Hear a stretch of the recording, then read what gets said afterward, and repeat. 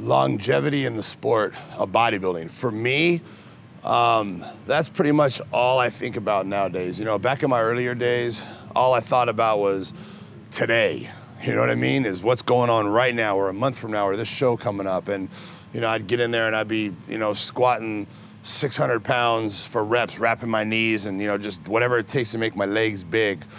And as the years have gone on, I've learned that, you know, I want to be doing this for the rest of my life.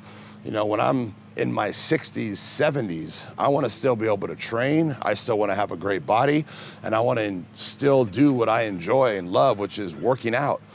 And in order to be able to continue working out, you have to think about these things, you know. And you gotta, when you train, you gotta realize that those elbows, shoulders, and knees, you know, they're not gonna be there forever if you don't take care of them. And I have many friends that are, you know, in their early 50s, and, you know, they can't train because they've completely fucked themselves up. And you know, it's real important, you know, to think about those kinds of things. So when I'm in my 60s, you know, I want to be able to go to the gym and train exactly how I'm training now.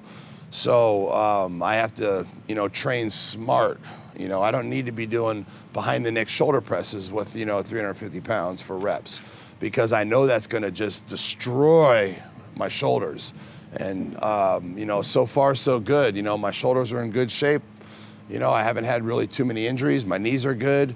Even though I had the patella tear, you know, it's, I can see myself continuing to do this into my 60s and 70s, and this is what I love, and it's a big part of my life, and it's something that I'm real concerned with. Is the way I train now is, you know, to guarantee that I can continue doing this later in life. So, you know, this is something that we all have to think about. You know, let's not destroy ourselves, you know, in our early 20s and 30s. And I have to say that the worst my body ever was probably in my early 20s. My body, I mean, I was just tearing it up. Skull crushers, 275.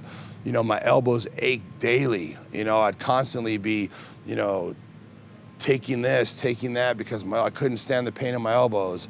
And that was in my early 20s. You know, my knees, my hips. You know, I was just destroying myself. And I learned real quick at an early age that, you know, it's not about, you know, that, you know, the heaviest weight possible. You know, it's about the physical, how you look physically. Bodybuilding is all about what you see.